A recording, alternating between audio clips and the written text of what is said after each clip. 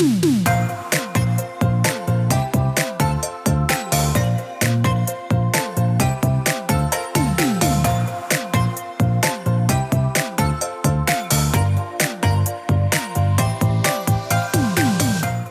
to the Plant-Based Podcast.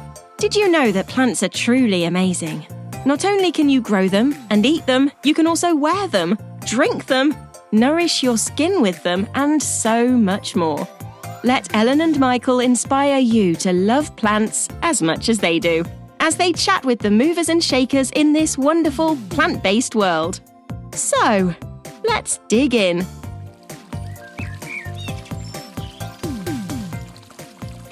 The tranquil, soothing, natural sound of flowing water. Listening to it has been shown to lower your heart rate and blood pressure and generally relax your whole body. Combining the magical sound of cascading water with the beauty of plants, Hydria Life will now enable you to use those same health and well-being effects at home or in the garden. Get 10% off their rechargeable Hydria fountain at hydrialife.com. All you need to do is quote the code PLANT24 when ordering. Hi plant lovers, it's Ellen Mary here. This week I have an awesome episode with someone super passionate for you. It's Kate Dufton. She is the show lead at RHS Malvern Spring Festival. She's got the lowdown on what's going on at the festival this year, some exclusives for you that you may not have heard about, and it's really cool to hear how it all comes together behind the scenes, what Kate's job involves, and just chatting with someone who's really passionate about plants and bringing that, out to the masses up there in the beautiful Malvern Hills. So here we are. It's Kate from RHS Malvern, and I hope you enjoy the episode. Okay, welcome to the podcast, Kate. Thank you. Thanks for having me. It's such a pleasure. I'm really looking forward to RHS Malvern this year. I'm going to just go straight in there and advertise the fact I'm going to be there talking for a couple of days, Saturday and Sunday. But I love Malvern, so I'm really genuinely looking forward to hearing what goes on behind the scenes and, what your work involves to bring it all together, because it is one of those shows that everybody says they love. So everyone who comes says, oh, I've really loved that show. Like it's a real people's show. So, Kate, tell us first of all, what's your role? What do you do at Malvern? Yeah, so I'm the show lead for the RHS Malvern Spring Festival. I also do the Malvern Autumn Show, so they're sort of my two babies, but the RHS show is probably the biggest show I do. My role essentially is to project manage. I have an amazing team that work alongside me, but I'm in charge of content creation, budgeting, keeping the public happy, just rolling everything along. I think when people say, can you put in a couple of words your job? I'm like, no, it's so much. But as a whole, I am the show lead. So I kind of look after, if there's a problem, come to me. Okay, if there's a problem, come to you. You are the problem solver, and making people happy. Wow, that's a big job in itself. If you say keeping people happy, that's a lot, because there's a lot of people involved, right? There is so many people. I think people kind of forget how many there is involved, because not only is there all the ticket payers and everyone who comes to the show, but there's all the special guests, there's all the contractors, there's the garden designers, there's the sponsors, there's just all our temporary staff. We have hundreds of temporary staff for each show. So it's literally trying to be in all places at once and trying to be this chameleon almost, because you've got to act differently with every single different person. But I think that's probably really why I love events, because I just love chatting to people. Half of it is just learning people's life stories and just finding other passionate people who are like, I love this. So yeah, it's great. I absolutely love it. That's really nice. It's a nice place to be, I think, in horticulture anyway. And yeah, if you want to know what people are up to, what their life story is, you must know so much. You must know so many secrets about lots of people. I won't ask you them here on the podcast. Were you involved in events management or project management before you started working for Malvern? Yeah, so from the age of 16, I worked in hospitality. I then moved on to do an events management degree, graduated and went straight to an events agency. So I used to work in experiential marketing with loads of big household brands, working between Australia, Milan, and London. It sounds very glamorous, but it's still extraordinarily hard work. And then COVID hit and the world went crazy. I left Australia and came back to the UK and thought, actually, I don't want to work client side anymore. I want to be the client. I want to put these events on and kind of dictate and have more like autonomy in it. So I saw this job and I thought, this is perfect. Ironically, though, when I applied, they were going to put me on the agricultural team. And I'm so glad they didn't, because I don't know enough about agriculture to be able to plan events. That sounds amazing, like working in events all around the world. Actually, my best friend used to work in events. And she used to say, oh, this weekend I'm going to like the Grand Prix, or I'm going wherever to all these amazing places. I was like, wow, it sounds so amazing. And then she'd come back home and you wouldn't hear from her for like a week because she was so exhausted. She said, I would literally just lay flat for a week. Like, I'm so tired. Yeah, I mean, I can completely side with her. I think also what I've found throughout my career, like the lead up is my favorite building, the adrenaline's pumping. It literally, possibly the Sunday, especially at the spring show, the clock gets past 6 p.m, the public leave, and you're like, the adrenaline has left my body and I have nothing left in me now. That Monday morning alarm when you go to pack down, you're like, ooh, that hurts. We'll get to that bit, because I think like after the show, like you've done all the run up and then you've been at the show for the 4 days or 5 days or however long each show is. And then the next day everyone, all of us, we go home. Yeah. Like we're done. We're out of there, but you still have to go on. You're there for everything being taken down. And then you go straight into planning the next show, right? Yeah, that's absolutely it. Everyone literally thinks the show finishes and that's it. Like, twiddle your thumbs, but it's absolutely not. I wish it was the case. I know a lot of people are like, oh, surely there's a lull. I'm like, no, the lull doesn't exist in events. But yeah, it's straight back down, it's packed down. There's 100% the event blues, though. What I imagine people feel like after, like when you have wedding blues and things like that, it's like, oh my God, my baby, it's over. But it's so exciting because you almost go again. We have a couple of months off because then we go straight into the autumn planning, and then it's straight back into the RHS. But yeah, it's such a fun time, like the content creation and actually kind of going through so many different things, like researching trends, seeing what's exciting and actually seeing what the public want, because I think that's so huge. You can carry on making an event, but if the public don't like it, then ultimately it's not going to work well for you. Yeah, that's a really good point, actually, like keeping up to date with the trends, because you have to know what's going on out there and what gardeners want, you know, what they're buying or what they're enjoying more or what the current trends are moving towards. So you have to adapt, and you have to do that quite far in advance, don't you? Because if you're planning your event a year before the event, you've really got to stay on top of it, haven't you? It's interesting. Completely. Like, it's a complete change of lifestyle for me. Like, previously working in different events that weren't anything to do with horticulture, now of an evening I'm like, right, let's go through Instagram, let's go through top gardening trends, let's watch Gardener's World. Some of it is almost hoping for the best because it is so far in advance. A lot of things, though, that we have planned are really exciting and coming through at the moment. So that's really, really great to see. I think there's some other things which might not shock people, but it will be a change. And then, yeah, some things you just think, do you know what? We need to stay. It's the bread and butter of the show, and this needs to stay consistent. Otherwise, I'll scare off anyone who has ever been to the show before. Yeah, so you have to like keep your usual customers happy, but you want to encourage new people and get some new funky, and have the show a little bit different each year. Because if everyone's coming every year, you want them to see something new, right?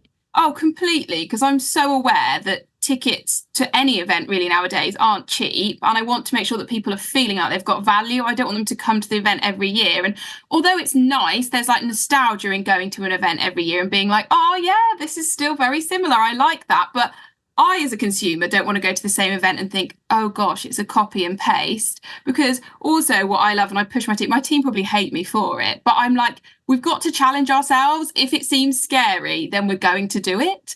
If it seems too easy, we're probably not going to do it. There's some elements that you're like, okay, we need to stick to some ease because otherwise we'd never get it all done. But yeah, my team motto very much is let's go out the comfort zone. Let's try something new. Take a small risk. I love that. It makes it exciting, you know. Like, you sound so passionate, even when you're talking about it. You're like, oh, bubbly, and like, yeah. This is amazing. Like, I'm sure you have days where you're like, oh my God, I'm so done with this today. There's absolutely, like, there's always highs and lows, but I think I'm so lucky to say now I'm in a job that is a passion project completely. It's one of those when, like, even this morning, I'll let you into some new content. We're actually bringing the first Festival of Houseplants to Malvern. So we're working with Green Rooms Market and Sarah Gerard Jones and people like that, and they are bringing some like houseplant specialists. We're having workshops. There'll be amazing influencers. I'm sure you'll pop in because it will be amazing. And I am just so excited because selfishly, I'm not a huge gardener outside, simply because where I've lived in cities, I've not had that luxury of a garden. So it has been houseplants. And I also will hold my hands up because I work such long hours. You get home and you think the dog's the priority, or cooking dinner, or going to bed. And actually my houseplants don't get nearly as much love, but actually learning how to adapt to actually what is best to have based on my lifestyle. And I think lockdown changed everything so much, and I really think it's something as a show we haven't really tapped into before. I think because it was kind of, we were going for the more traditional gardener. So how do I do my new rose garden, or how am I going to maintain my like 80-acre land? Whereas I think that's completely changed, and I really want to selfishly put stuff out for people in their 30s and 40s that choose a city life, or simply can't afford to have this land, or rent a house as well. There's just so many different avenues that we kind of want to tick the boxes of. I love that you're doing that as well. Like, no one could have predicted the pandemic, you know. It literally came, it hit everyone. And even then, no one within horticulture could have predicted the rise of urban gardening within that time. Like, no one knew what was going to happen. And it was like, bam, everyone's at home. Oh, well, I want to go for a walk in the park, or, oh, I've got this little balcony, or, you know, this little terrace. I'm going to plant some plants because I've got nothing else to do.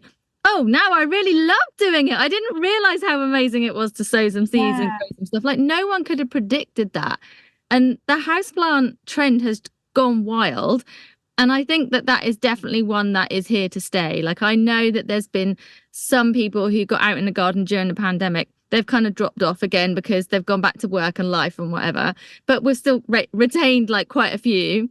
But the houseplant trend, the indoor planting, just seems to still be soaring, doesn't it? It's like still going. And that makes me so excited, mainly because selfishly I have a jungle, and it's just amazing to see other people like loving plants as much as that. But for you to then be able to incorporate that into the show and bring that to like visitors, that's really, really cool, you know. The Green Rooms Market with Sarah Gerard Jones and Liquid Gold, I think, isn't it? Yeah, they've just recently taken that over, which is really exciting. And I know Sarah is super excited about it, and I'm really pleased for them as well. So to see how that all comes together at the show is really exciting and really, really cool. What do you think visitors will make of it? Like, what can you imagine? Yeah, well, it's also a brand new hall. We've had a brand new building built, so they'll be the first people to go in there for spring ever. So that's another exciting bit. But I really hope people are really receptive, because I think part of it, and when you speak to people, they're almost scared to kill the plants. So they're like, I don't want to invest in it. Some of them can be pricey, but I'm going to kill it. And it's like, well, actually, here's your perfect people to have in front of you, to educate you, to help you, even just like, and this is a geeky thing for me, but I'm obsessed with going to garden centres and just buying different pots. Like, I almost switch the pots up, just like I switch cushions up on the sofa to give it a bit of a jazz. I love that. But I think of that. We think of changing the plants, but we don't think of changing the pots. The pots. Yeah, I'm like, do you know what? Actually, I fancy a pink pot. I'm going for it.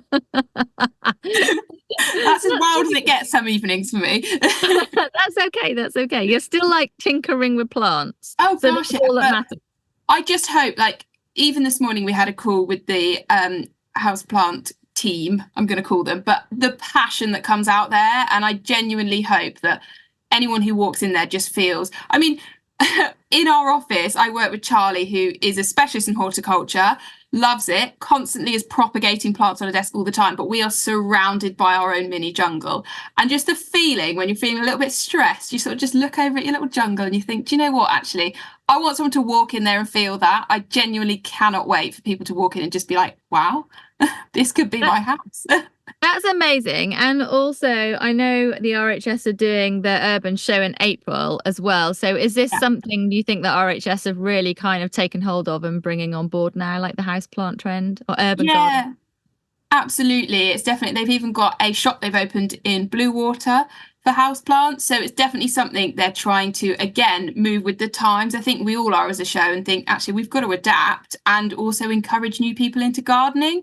I think before, especially from a demographic wise, it has typically been older people with more disposable income, but that's completely flipping now. And I think, the whole face of gardening is changing, because even this year, our theme is gardening for change, because we very much see that actually this isn't the same traditions. There is some really big traditional elements to gardening, but we're seeing so much, just even the well-being benefits. I think especially amongst like 20, 30, 40-year-olds, that is just so much more. I know selfishly for me, just like sometimes when it's really busy at work, we're just like, right, as a team, we're going out 15 minutes and we're just going to walk around the little gardens that we have permanently on site, because it does you the world of good just being out, and it's inspiring as well. Just the colours, the textures, the smells, like you can't deny that.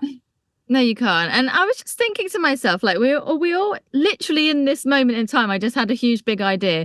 But I was thinking like we talk about houseplants, like indoor gardening in whatever way, because I know some people are very much, well, it's not gardening, they're just houseplants. Well, it is gardening, because you're still working with plants and you're learning about what conditions they like and what soil they thrive in, how much water they want. So it's still gardening. It's just it's indoor gardening, right?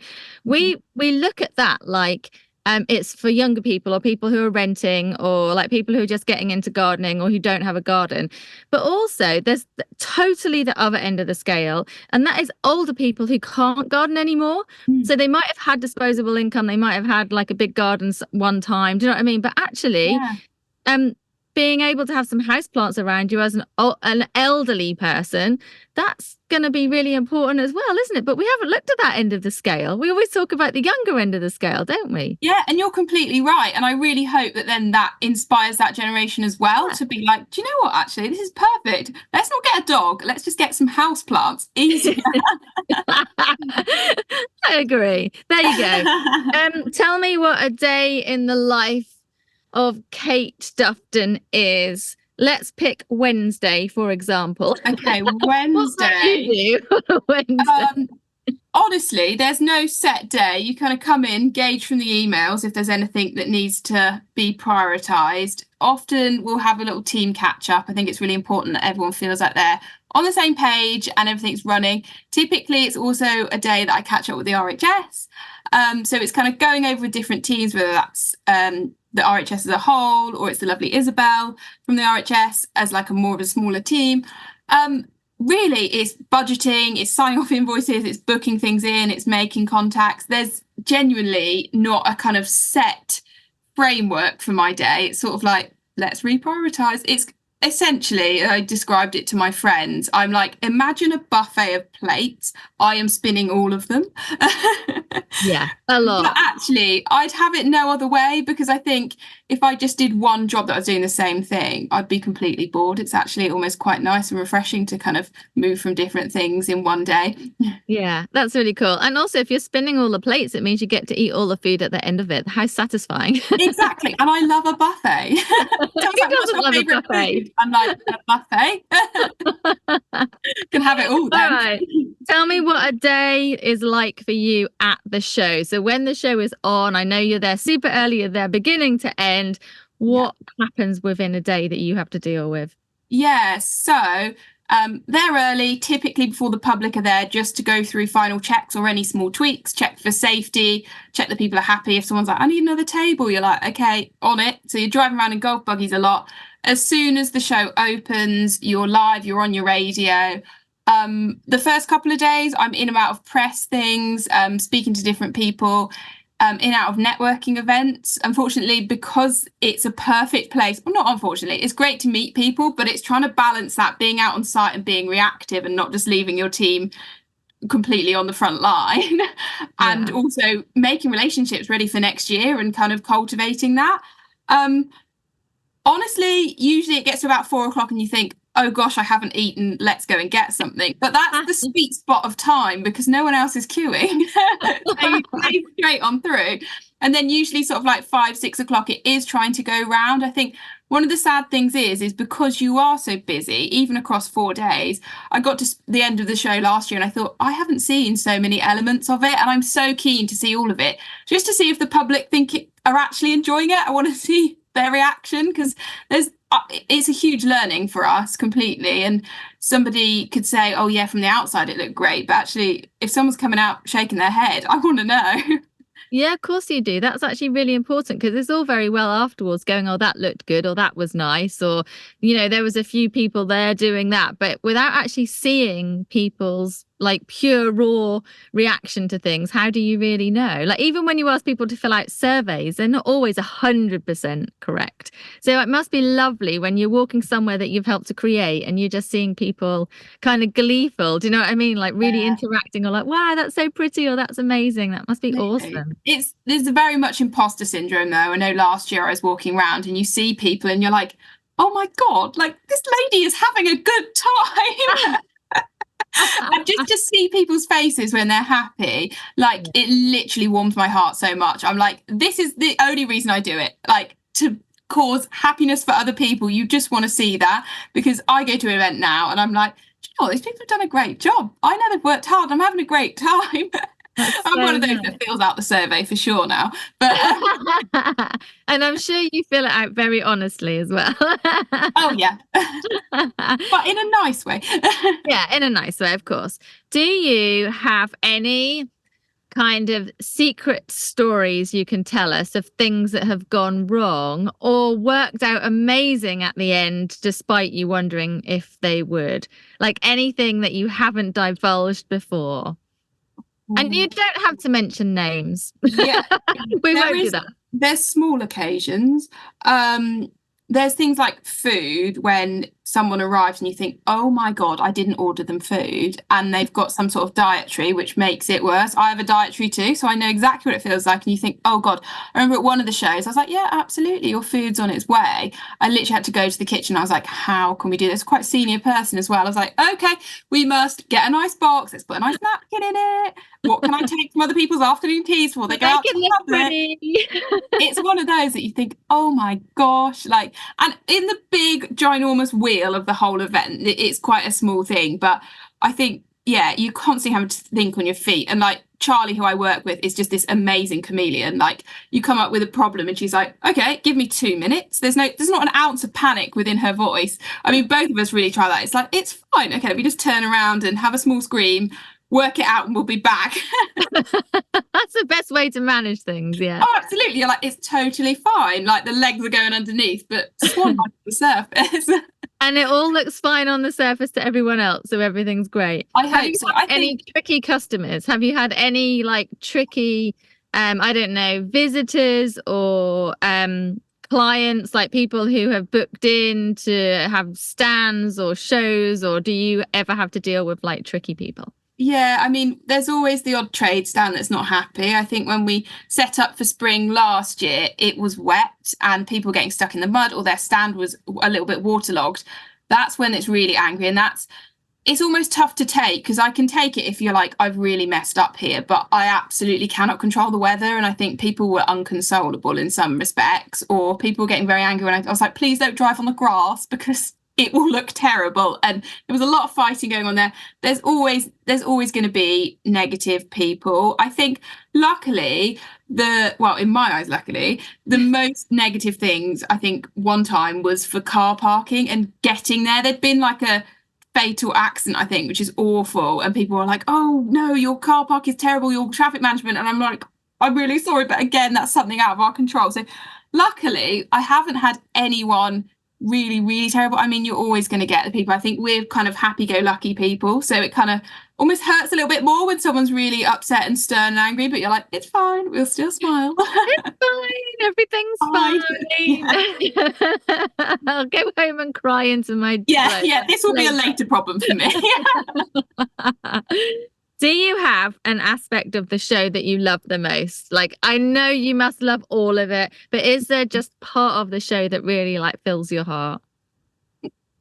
I think it may change for this year, but last year the thing that filled my heart was the show gardens, and that was because we work from them from like basically nothing, and you follow them all the way through the journey. And my favourite part of my career ever to this stage was handing out the medals of the gardens the day before, especially to Jamie Langlands. I'd seen him, he was almost broken at some stage. I mean, we almost both went for a communal cry together just because you're so tired and everything is going into it. And I knew like probably 3-4 hours before that he'd got a gold. And every time I walked past, he was like, do you know, Kate, do you know? And I was like, I can't look you in the eyes. And he was like, well, I haven't got it. And I think I cannot even tell you, it's like I was in a bubble handing it out to him. It was the best feeling. And just all the others, everyone who's worked so hard, it's almost like your kids getting awarded and you're like, yes. So it's just, there's so much love. And because it's such a key part of the show as a whole, and it goes on Gardener's World and it's so under the spotlight, it's magical to see everyone's passion, and it's almost like their own mini event within our event as well. So yeah, it's absolutely lovely to see. So I don't know, maybe the houseplants will take over for this year. We'll see. We'll see. I have to admit, the show gardens at Malvern are exquisite, and last year Jamie's garden with the Wildlife Trust was just absolutely phenomenal, and he's so passionate and such a lovely person. And he came onto the nurture stage and done a few talks himself and also with the Wildlife Trust, and the message was so important. And I was like, I wondered if you were going to say that almost, do you know what I mean, with his garden and the show gardens, because he's just such an amazing person. And he came onto the festival stage in the morning when we were doing the highlights, and he was so blown away with all of it and so entirely exhausted that he literally couldn't speak. He was just like, I'm so overwhelmed. And he started to speak, and then he looked at me, he said, Ellen, I don't know what to say. And I was like, you're amazing, give me the microphone. Yeah. But honestly, he was just so blown away with the gold and the response to the garden. And that's amazing, isn't it? How, you know, gardens can provoke that feeling within you and the audience. Like, it was almost like everyone sitting there was almost in tears just watching him be so passionate about it, you know. It's incredible. It is. And I still, like, one of my favourite things was, I think it was the Wednesday night, so the night before the show, it was sort of like, I don't know, like 7-8 o'clock at night, and we were stood in front of his garden, the sun was setting behind with the hills in the background. It was magical. It's like money can't buy this. And I was like, I'm so lucky to be here. And it's just some of my favourite moments of being on that showground at sunset, surrounded by nature. It's bliss. Yeah, bliss. And also just inspiring. So a lot of people go to shows and say, well, we can't recreate that at home, but it's not necessarily about you recreating a whole garden. It's about looking at it and feeling inspired by elements of it, or the creativity of it, or the message from the garden, and go home and take like little bits, you know, that you can do at home. So okay, so can you tell us anything else about the show this year? I know you told us about the houseplants at Green Rooms Market, which is really cool and very exciting. Anything else that you can divulge at this point? New and exciting for this year is the taster ticket. So previously you just buy a ticket and it would get you in for the whole day.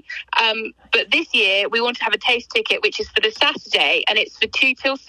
Right. So this basically is for people, say, if you just want to come to get your good plants and you're not hugely interested in the other content, or you're new to an RHS show and you just want to dip your toe, or simply you just can't afford a full price ticket and you still want to really go, but you'll just jam pack it into 4 hours. So I'm really hoping that this kind of opens up a new avenue for people. These are only available at rhsmalvern.co.uk in advance though, so they're not gate tickets, but I really hope that this will open up opportunity to other people. That's really cool because, like, we want gardening to be as inclusive as possible, right? And sometimes, the tickets can be quite expensive, understandably, because there's a ton of work that goes into it and everything. And some people can't go for a whole day. You know, they can't get the time off, or they've got the kids or whatever, all of those kind of things. So that's a really cool option. So that's really exciting to hear that. Yeah, I really hope that it's being received well so far. So I really hope it gives a boost to other people who might not have experienced it before. That's really exciting. Yeah, that's really, really awesome. Okay, is there anything else you want to tell us about Malvern for this year before we finish up? A couple of other exciting things. We've got Alan Titchmarsh coming on the Friday of the show. So an absolute amazing appearance. He's always a joy to speak to, so really exciting. We've got some other exciting guests coming up, but they will be released in due course, aside from you, of course. We've got a book supplier at the show this year, so we'll have book signings, which is really exciting. People will get the chance to meet people, but also buy books, because I realise that's also something that we haven't typically done. Yeah. And another exciting thing is we're going to have a feature garden. I'm not going to give too much away, but it is going to be designed by Jamie Langland, so it's going to be special. Oh, that's awesome. Like, he has to be, it's almost like he has to be at the show every year forever now. Yeah, I'm like, Jamie, you are part of Malvern now. It's almost obligatory. Block it out in the diary forever. That's really exciting. Okay, well, I'm sure that you'll release all of the details about all of that in due course. So I'm really looking forward to seeing what show gardens are coming up, about the feature garden as well. Anyone listening, if you haven't been to Malvern, do go. I love all of the shows because they all have kind of like their own personalities, you know. But Malvern is really special because it's early in the year. We're all come out of hibernation. The bulbs have bloomed, you know, we're all really inspired and like ready to go. And Malvern is just a really lovely like people's show. There's so many things to do and see, and it is really inclusive. So get your tickets and go and come along and see everyone there, including me. Yeah. Yeah, absolutely. I'd love to bump into people, so anyone that passes me, please do say hello. Yeah, if you recognise Kate from the photograph on this podcast, then say hi and give her a big congratulations for always doing such an awesome job and being so happy and bubbly with it, even if her feet are paddling underneath and she cries in her pillow at night. Oh, well, perfectly put. Anyway. Kate, it's been an absolute pleasure chatting with you. Thank you so much for coming on the podcast. Good luck for Malvern this year, and I'm really looking forward to attending. Thank you so much, and I can't wait to see you. Thank you. Bye. The tranquil, soothing, natural sound of flowing water. Listening to it has been shown to lower your heart rate and blood pressure and gently relax your whole body. Combining the magical sound of cascading water with the beauty of plants, Hydria Life now enable you to enjoy these same health and well-being benefits at home or in the garden. Get 10% off their rechargeable Hydria fountain at hydrialife.com when you quote code PLANT24 on ordering. That's PLANT24 on ordering.